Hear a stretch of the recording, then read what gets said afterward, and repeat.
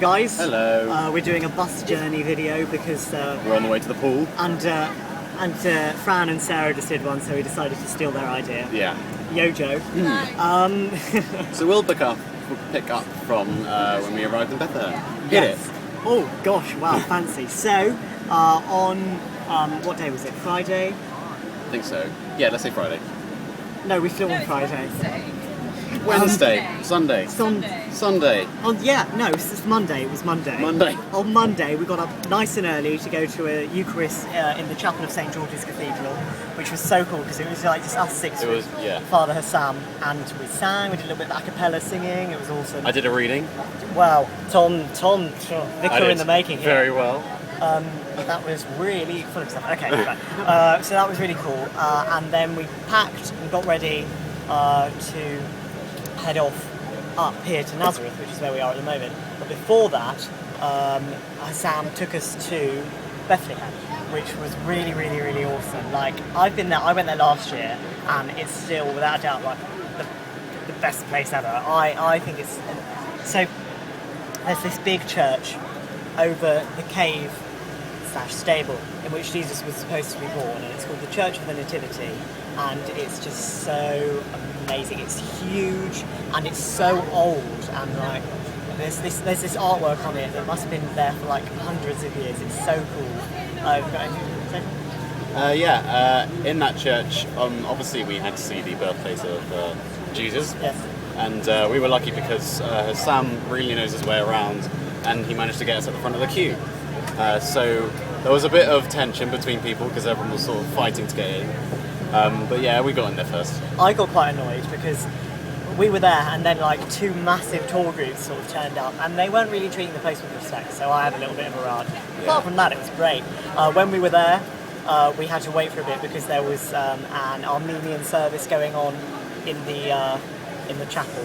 And it was all singing. It was all singing. It was all singing and incense, literally. It was just singing and incense, and it was so cool. Before we went in after the mass, they had to clean everything, like really thoroughly. Yeah. So it smelled quite nice. Yeah.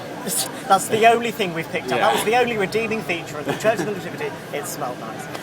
No, when we, so then when we could get into the chapel underneath, there's a, I'm just going to tell you to visit it first of all, but there is a star, and that's meant to be part of the star. Underneath an altar. Underneath an altar, and in the middle of the star there's rock, and the top of the rock is sort of the top of the cave in which Jesus was born, and that's so cool. And you can touch the rock and pray and kiss it, but even though they cleaned it, I'm not too sure about that. So I think that was like a really spiritual experience for me.